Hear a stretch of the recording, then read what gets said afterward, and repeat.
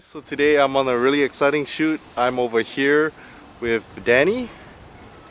Oh, he's kind of blocking him. Hey guys. And his 2010 Nissan, not any Nissan, but the Nissan GTR. So, such a fanboy of this car. Looks so beautiful. So yeah, I'm just gonna talk to Danny about the car. I just got to learn a little bit about the car with Danny today, so I'll try to see what I remember, and then yeah, we'll kind of talk about the car, what's been done to it, what might be done to it. So for those of you guys who don't really know, the first cool thing, just looking outside of the GTR, before you get in the GTR, the door handles are not your regular door handles. So to get in, you have to push it like that. Okay, so we're in the GTR. Alright, so interior of the GTR, I really like it. Carbon fiber pieces here and there. Really nice. Are these Recaro seats? Yes.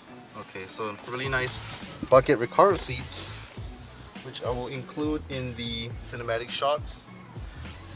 And whole sound system, all that fancy stuff.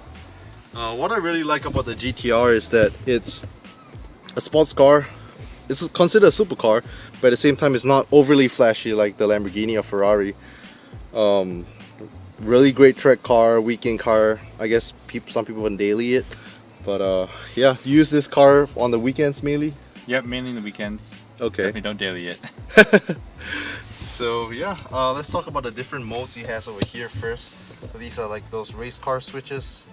So this first, let me get that focus going on. All right. So this first mode right here, that is for, what's that for?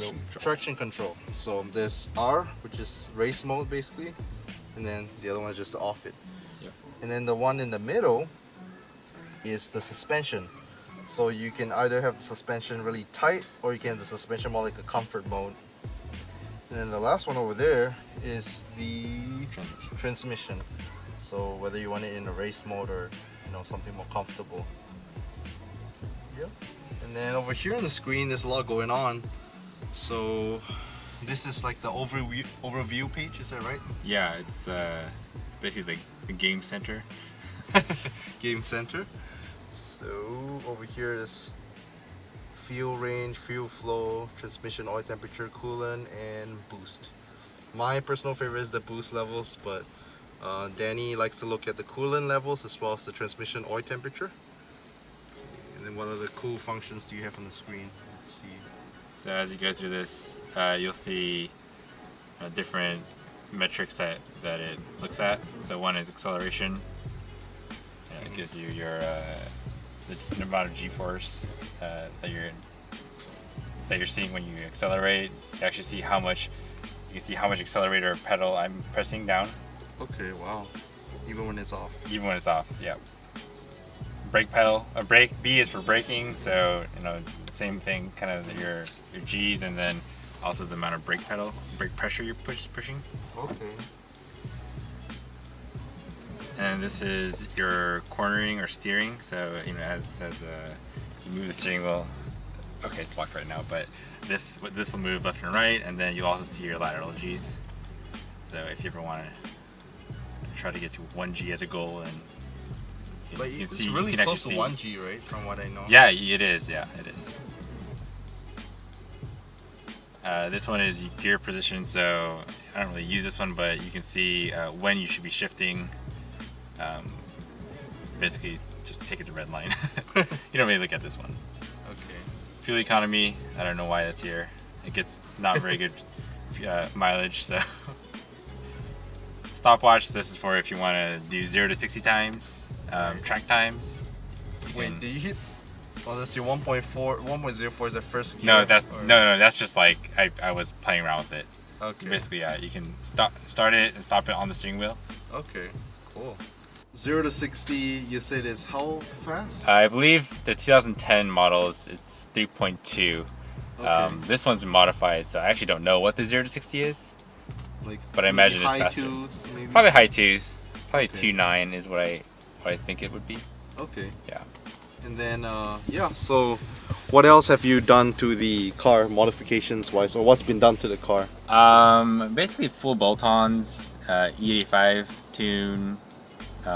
That's basically it. But Okay. just from that, it makes significantly more power. That corn fed, like 100, Yeah. almost 100 horses more. Yeah. Yeah, just from the E85, it's about 100 horses more. Yeah. Okay. Wow. Yeah, it's pretty crazy. And then a lot of Greddy parts on the car. I saw like a Greddy blow-off valve, Greddy intake, Yep. Greddy exhaust. It was a Greddy- turbo back exhaust. Graddy intercoolers. Mm. Basically, Graddy everything.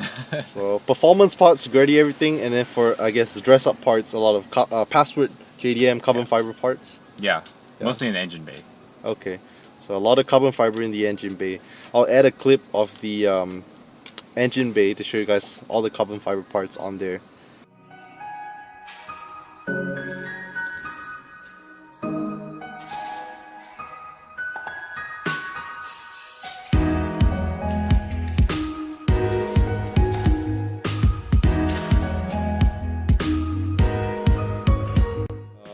I really like the Greddy exhaust. A lot of people want to go Omnitrix exhaust on the GTR, but I heard it's really loud, but I don't know if you're going to drive it around all the time. It might get a little annoying, I guess. So the Greddy exhaust on this actually sounds really good.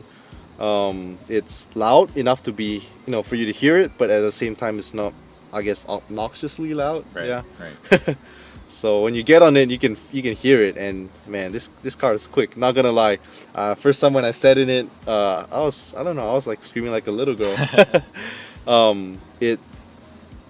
I put up a video of a 2010 Lamborghini Gallardo just a while back, and not gonna lie, the interior on the GTR I actually preferred a little more.